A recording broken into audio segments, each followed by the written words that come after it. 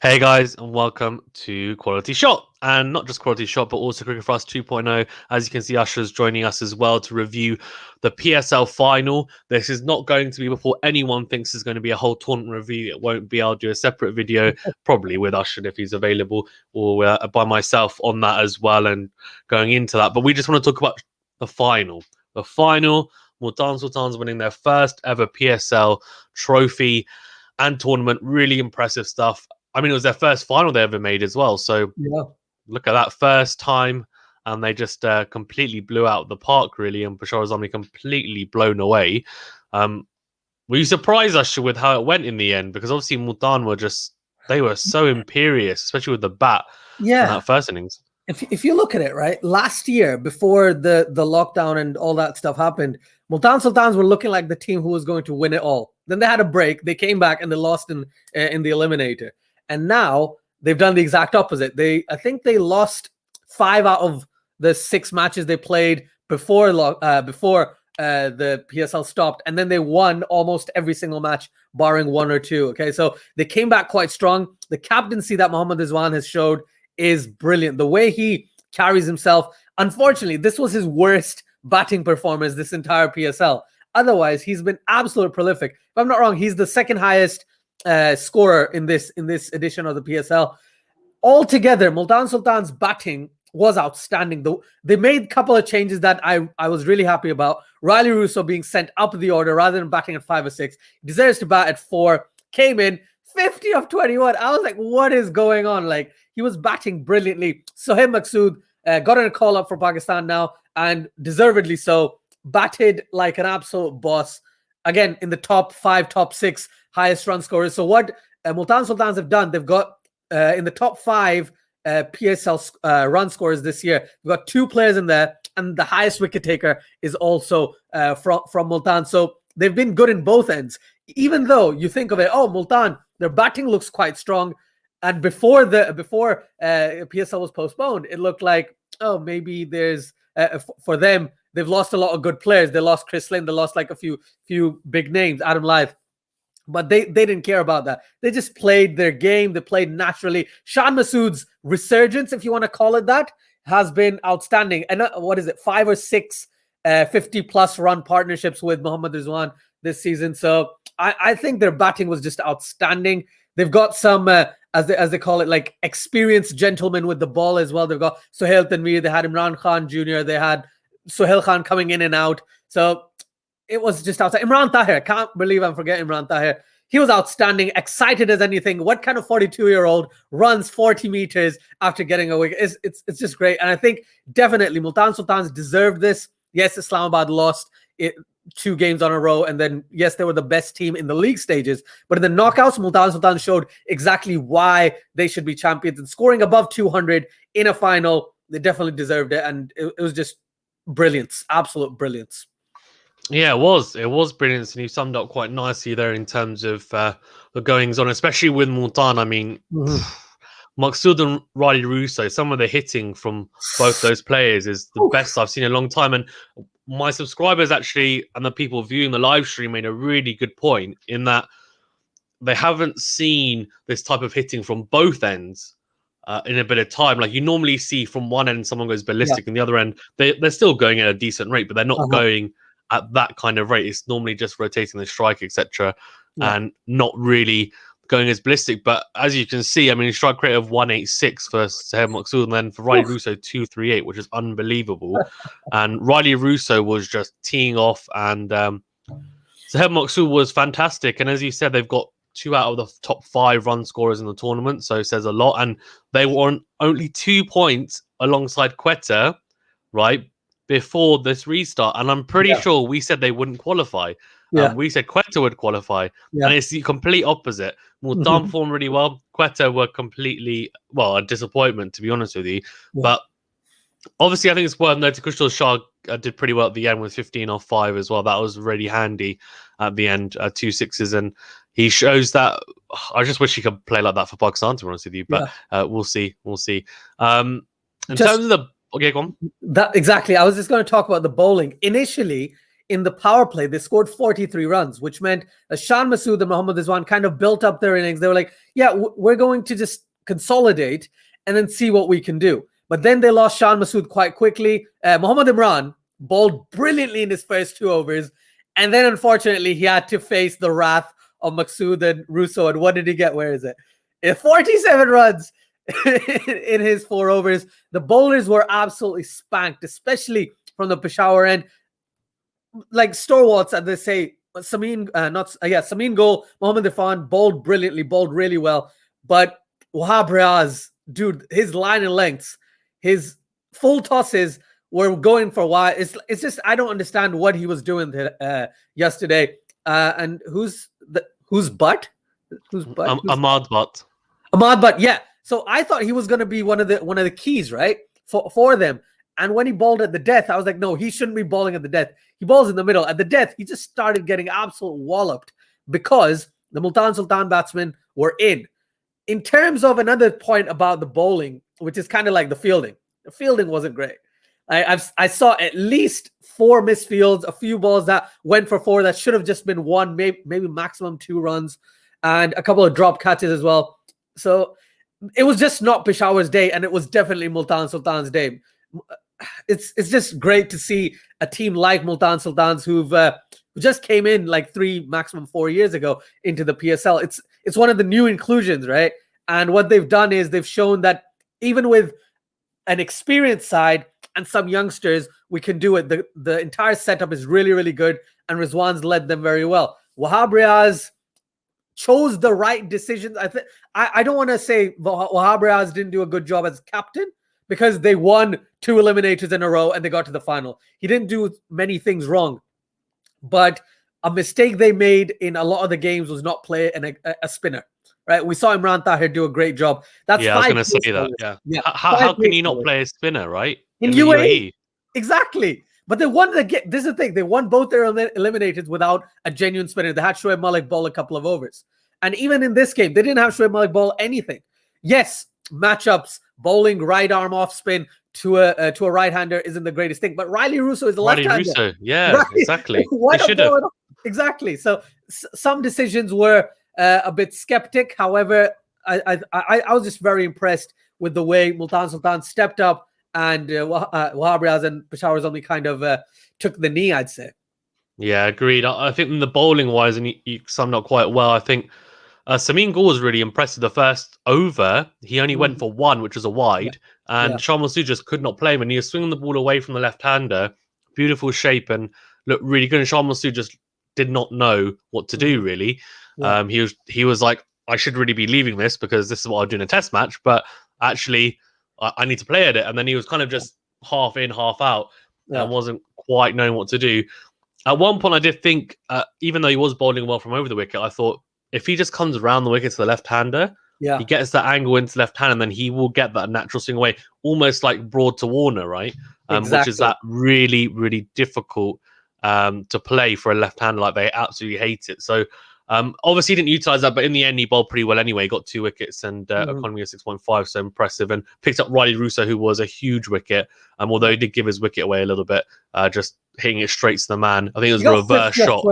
50 off 20, right? And in my opinion, he did his job. He just loves that reverse paddle. And he hit 2 really good ones. And then the third one was a bit too much. And Irfan's like 8-7 feet tall. It's not going to go over his head. He took a decent catch. Exactly, yeah. No, agreed.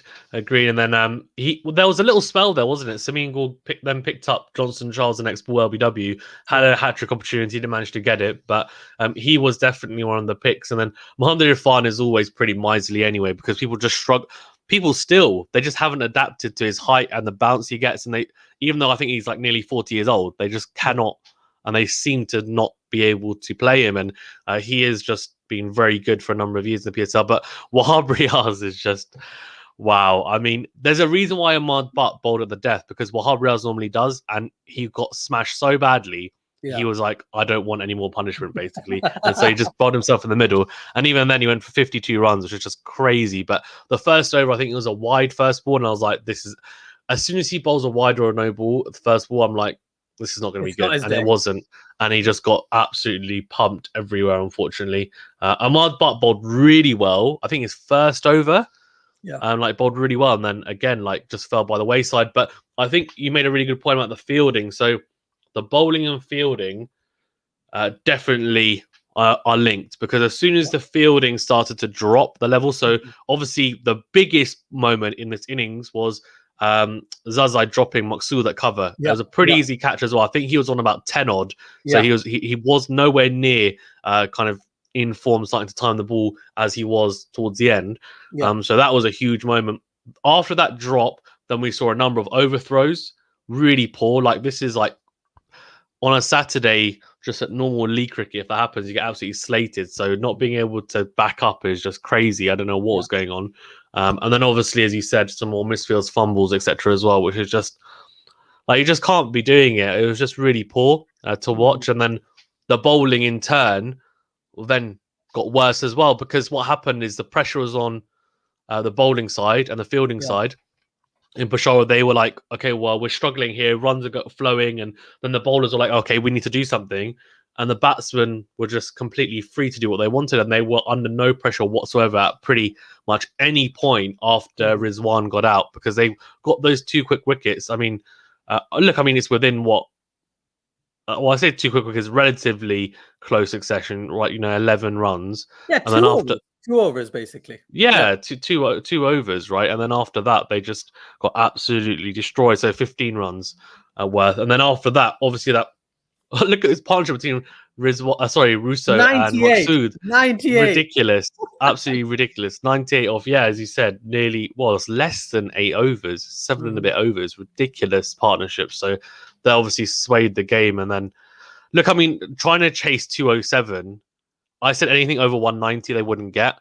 And I think it was going to be a nightmare. It's worth noting, though, as well, you said about Mohammed Imran, he bowled a beauty to Maqsood. The slower ball back of the hand just completely deceived him. Really good delivery. He is a talent. Obviously, got pumped a little bit, but that happens when you have 2 set batsmen, right? And you've got no support. So, unfortunately, that happens. But leading on to Peshawar's innings, I mean, look, 207, as we said, I was of the opinion, I don't know what you think, that Hazratul Zazai had just had to tee off like he did in the last 2. And you said that Peshawar basically had won their last 2 eliminators. To be honest, that was mainly due to him. Because if he hadn't scored runs, they would have not have won those, I don't think. So the bowling, I think, the bowling weakness had been covered up and papered over the cracks by Zazai. But what were your thoughts going into this? Did you think the same, that like they had to just start off really quickly? Because I mean, chasing a score of over 200, you surely have to. Right. If you look at the second eliminator, right, Zazai wasn't going at above 100 strike rate in the second eliminator. It was Wells who took the attack to Islamabad. So maybe that's what Hazratullah kind of realized. He realized, oh, if Kamran Akmal's going crazy, I don't need to go crazy, which is something that shows maturity, but at the same time, kind of needed to, because that's the reason why Multan Sultans got to 200, because Sohaib, Maqsood and Rilee Roussow were going absolutely ballistic. Unfortunately, though, in the power play, I'm fairly certain Hazratullah Zazai played 3 deliveries in the entire power play. He looked so frustrated. I'm not joking. Like, genuinely, I think there was one where he tried to run a single when it wasn't on, and he just looked like, can you stop hogging the strike, please, Kamran Akmal? And Kamran Akmal was like, no, it's fine. It's fine.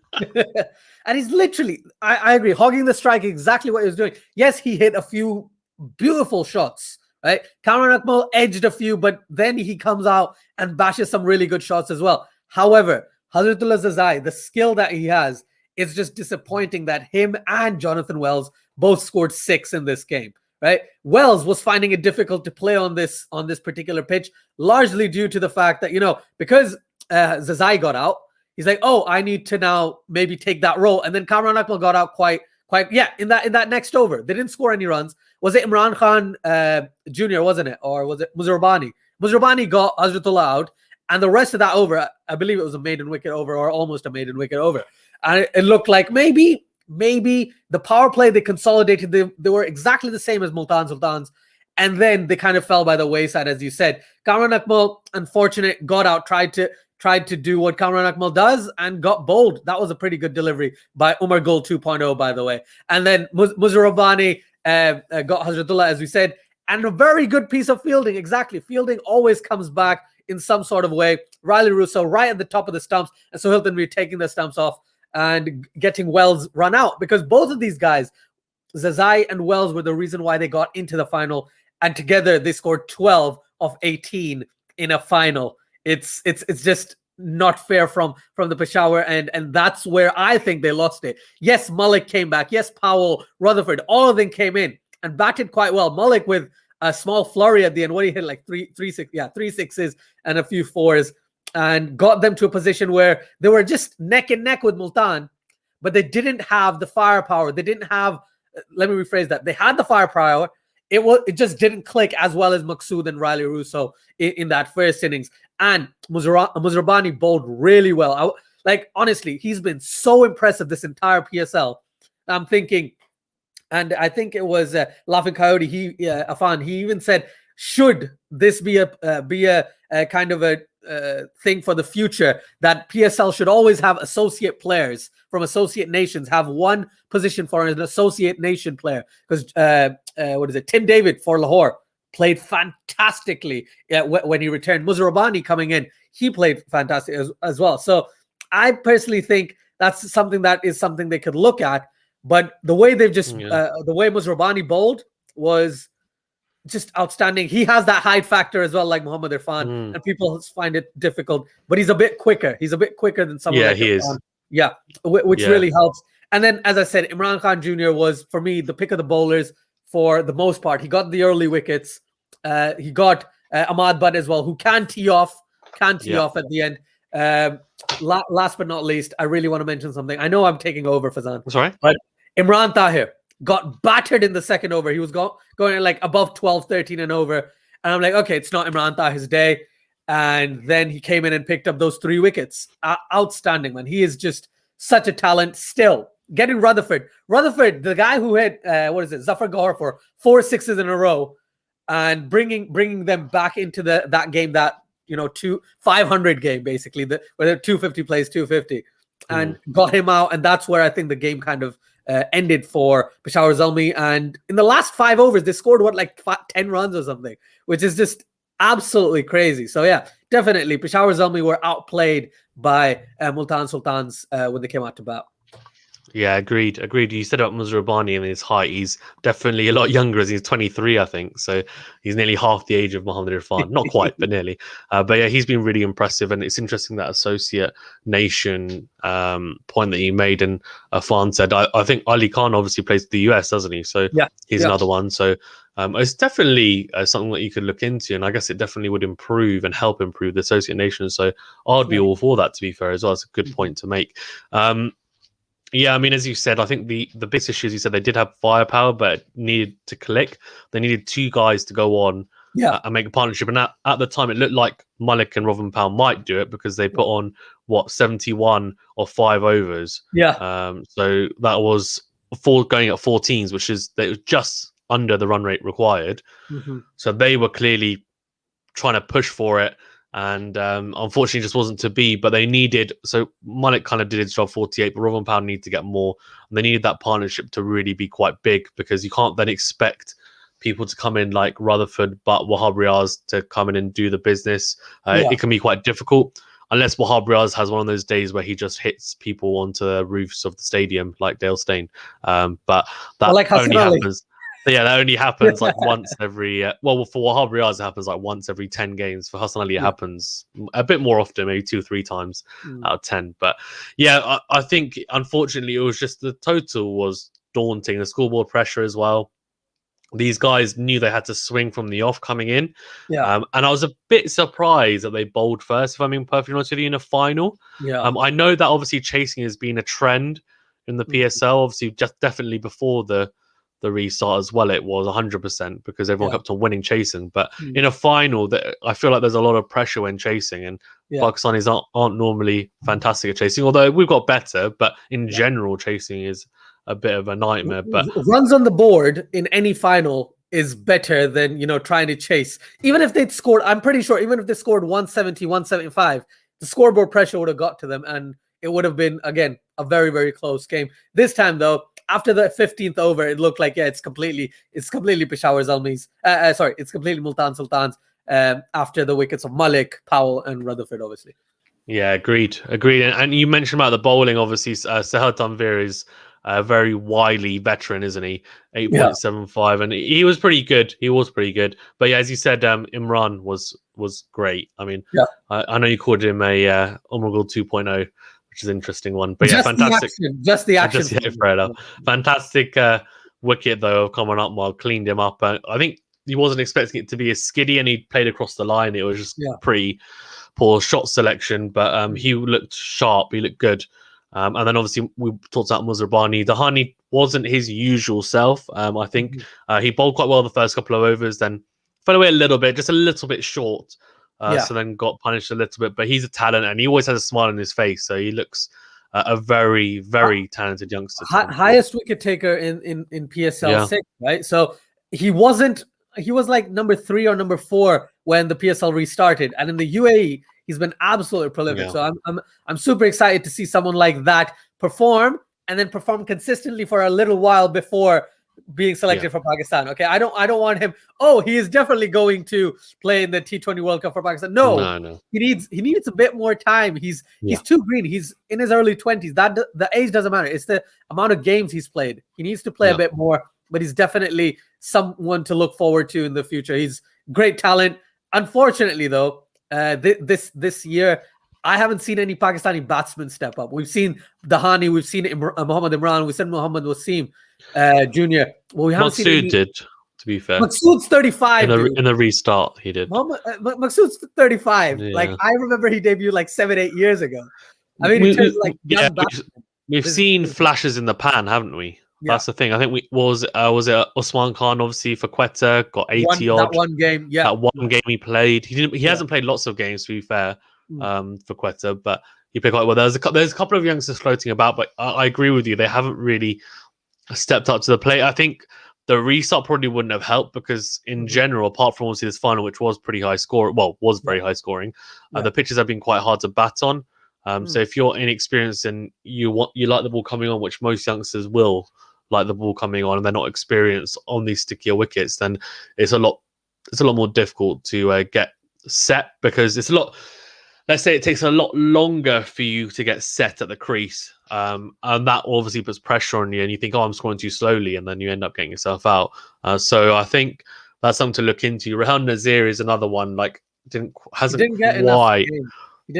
got enough games. I agree, but it's something that I think he needs to take his chances when he gets them. So let's see how he does. But Imran Dari, you mentioned, was fantastic. 3 wickets, and he just keeps on doing their business. And in the end, they collapsed really at the end, because thanks to Imran Dari to 159 for 9, win by 47 runs. And I'm sure Afan was very sad about Peshawar Zalmi losing, because actually coming into this, I thought Peshawar Zalmi I actually thought they might win. I was edging towards them.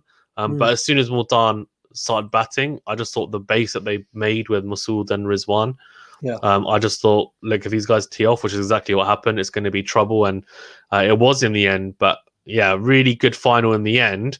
I think everyone wants to see a pretty high-scoring final. No one wants to see a low-scoring one. I don't mind, but I know most fans like a higher-scoring one. 6s, 4s, I was quite happy, to be honest. I was happy in the sense that the way Multan Sultans pulled it back, you want to see a good competition between bat and ball. We saw the World Test Championship. It was a good competition between bat and ball. So yes, high-scoring matches are great, but the low-scoring games is where all the entertainment kind of comes to when you got really close games. But yeah, it was a great final. I'm glad Multan Sultans won. I'm glad Rizwan got a trophy. He won the National T20 Cup last year in September. He's won the PSL Cup this year. He will win the Cricket World Cup in October. Oh, well, you know what? He's not captain of Pakistan, though. That's the thing. He was captain of the national side. That's true. Anything you want to wrap up on before we finish? No, man. Honestly, thank you for having me. It's been great. Your streams have been really good. PSL has definitely been very entertaining. And I'm just super glad that the tournament has been completed. Like we've seen a restart, and it's actually gone through. There hasn't been, apart from that bubble breach between Haider Ali and Umayyad Asif, your boy Umayyad Asif, right? Apart from those two, everyone else has kind of stayed in their bubbles, and everything's gone well. So this gives me hope for the IPL 2021 and for the T20 World Cup, because 9 times out of 10, both of them are going to happen in the UAE. Yeah, agreed. Yeah, I did talk to him after. Obviously, he released a statement, didn't he? And I talked to him, and he seemed remorseful about it. Obviously, I think he said he took a picture with a fan on the beach, so a bit of a lapse in concentration. I'm sure he'll learn from that.